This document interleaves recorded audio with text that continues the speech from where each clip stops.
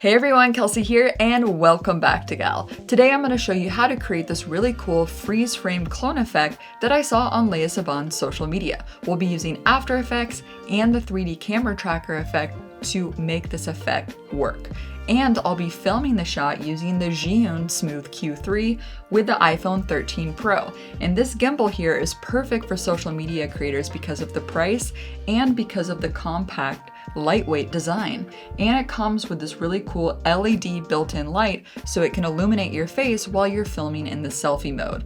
Also with the app, you can control a few different cool effects such as subject tracking, so there's smart follow, there's also dolly zoom, and some panoramic cloning, which is really unique. So if you're interested in this gimbal, you can use my affiliate link just down below, and let's go ahead and put this kit together and start the effect.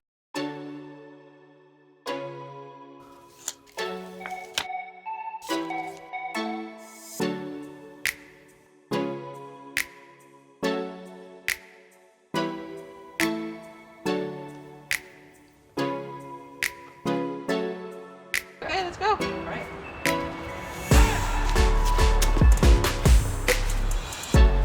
So after you're done filming with your iPhone or whatever footage you have, import it onto your computer. I used AirDrop because I just sent it from the iPhone to the MacBook Pro, but of course you can use Google Drive or another app that works to get it onto your device. So I've already imported the clip here as footage, and by the way, you can download the clip to use and follow along as well. And we need to put it into its own composition. So right click on the footage and create a new comp from the selection. So now we need to create a marker at each freeze frame that we want to turn into its own Photoshop layer. So scrub to the moment that you want to freeze. So here when I kick, and if you need to go frame by frame, you can press Command on a Mac or Control on a PC and use the left and right arrow keys to move frame by frame. This is good. And to create a marker, press Control 8 and it will create a marker on this clip at this exact moment. So then you can go through at all the moments you want to make a freeze frame. So I'll just quickly go ahead and do that.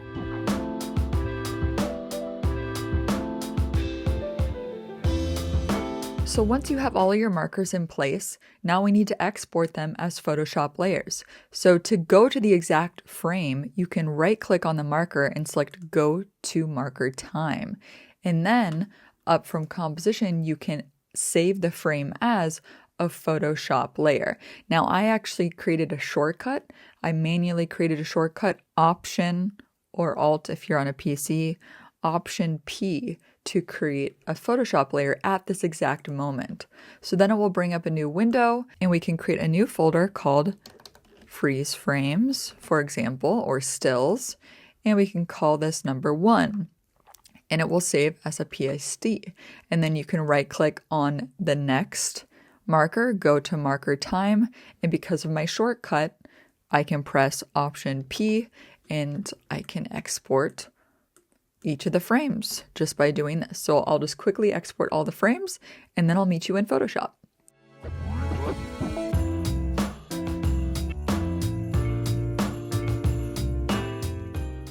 Okay, so here are the 4 PSDs that we exported as frames. I'm just going to shift click on all of them here and right click and open with Adobe Photoshop. Now we'll start with number 1. The key here is just to cut out the subject from the background. And Photoshop under Quick Actions now has Select Subject. And it'll do a really good job at selecting your subject. And we can zoom in here. You can use the magnifying glass tool to zoom in to see how well it did. This one's a pretty easy cutout. And I think we're good here to just cut this out. So a quick shortcut is to press Command J or Control J to turn that selection into its own layer. And then you can turn off the footage behind. And here you can see what this looks like. So you may need to fix it up a little bit, but I'm going to press Command 0 to get it back into place here. And if you want to smoothen this out, what you can do is press Command or Control and click on the Layer 1 thumbnail, and it will create the selection again. And you can go up to select modify, and you can contract or smooth or expand this. So if I want to smoothen it out by 2 pixels, I can press OK, and then I can press Command J again, and it will create a new layer that has a little bit smoother edges. So you can see the before and the after. So now it's more smooth. So that's how you can smoothen your selection. All right, Command 0 to bring it back. And now I can just quickly go through each frame here and do the exact same thing. And after you remove the background, just press Command S to save or Control S on a PC to save it. So I'm just going to quickly go through and remove the background from each frame. If you find that you need to remove and refine this selection, you can go up to the Quick Selection tool and you can increase the size of this, and you can remove unwanted parts by pressing the Alt or the Option key. So you can see how I can remove part of the selection that I don't want, and I can also add to it as well. So if I need to remove this, just press Alt, and you can refine it a bit. And here we can actually use the eraser tool, and you can go in and kind of clean up the edges here just by erasing some of the unwanted areas, or you could do the smooth or contract.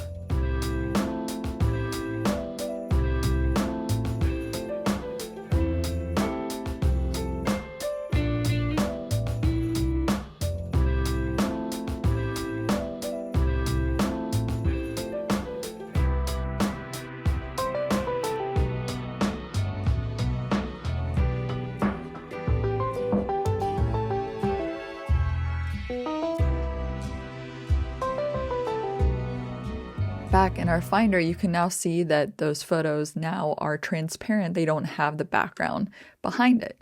So what we can do is go back to After Effects, and we can import all of these stills, the PSD files, and drag and drop them in here. And the great part about using PSD files, if you composite them and you're like, oh, it doesn't look that great, you can always go back into Photoshop, clean it up a little bit, and then go back to After Effects, and those changes are made because it's put inside of the PSD file.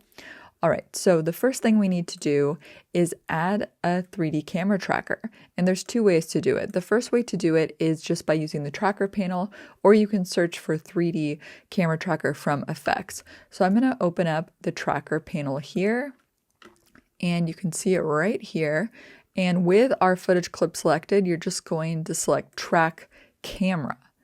And what this is going to do is add the 3D camera tracker to the Effect Controls panel as an effect. And depending on how long the clip is, it will take a few minutes. It could take up to 10 to 20 minutes if it's, like a 30-second clip. This clip here is only 15 seconds, and it's only going to take a couple minutes. So you can go grab a cup of coffee, have some water, and let's just wait until the analysis is done. So now that it is done, select the footage and select the effects. You can see all of these 3D points, and we're going to select a point on the ground. So you'll get 3 points, and you can right click and create solid and camera. So now this will create a solid, and we want to replace the solid with the still that we made. So this is how you do it. Go up to Project, and we're going to take our first still, select the track solid, and press the Alt key if you're on a PC or the Option key on a Mac, and drag and drop it onto the solid, and it will be replaced with our photo. And then we're going to have to use these orientation controls, these 3D controls, to bring it back into the exact same place as this frame in the video. So what we can do is we can select the red axis, which is the X axis here, and rotate this up. And then we can go down to the layer controls underneath transform, and we can scale it up, and we can move this into place until it fits exactly in this frame. And it will take some time to tweak this until it fits right. And once it's in place, it'll look perfect. So we can zoom in a bit here until it looks right. So it looks like we need to rotate the Y-axis over. It's really cool to do this actually to get it into place. But you're just going to play around with these controls until you get it into place.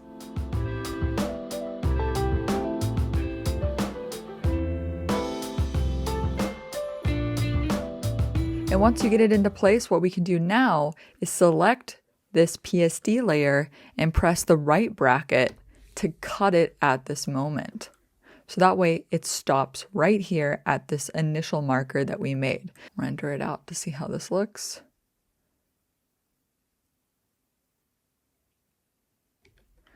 All right, that looks pretty good. And I kick into the frame.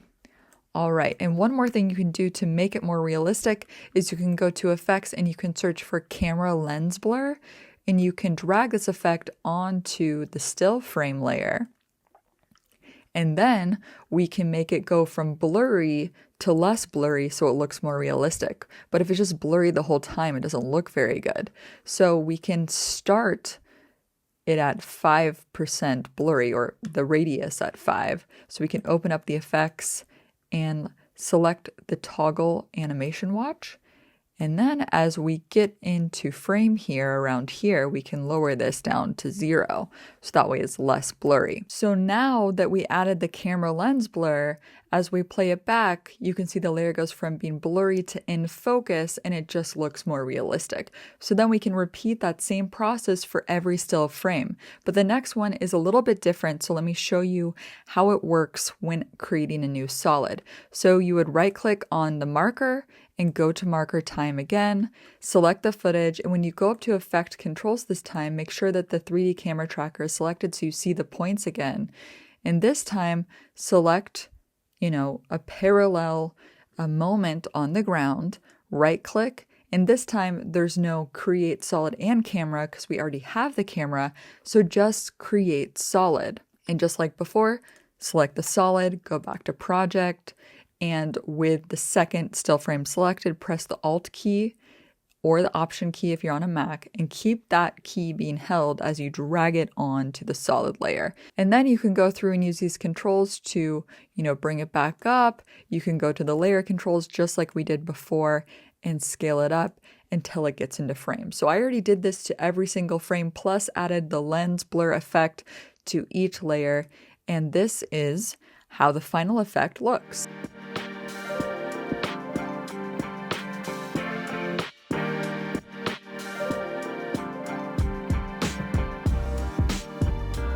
So that's how you create the freeze clone effect as seen on Leah Motion's Instagram. Right now, go over to Leah Motion on Instagram and go give her some love and check out some of her cool effects. If there's any other effects that you want me to create that you've seen on social media, just leave a comment below and I'll check it out. And a huge thanks to Gion for sponsoring today's video.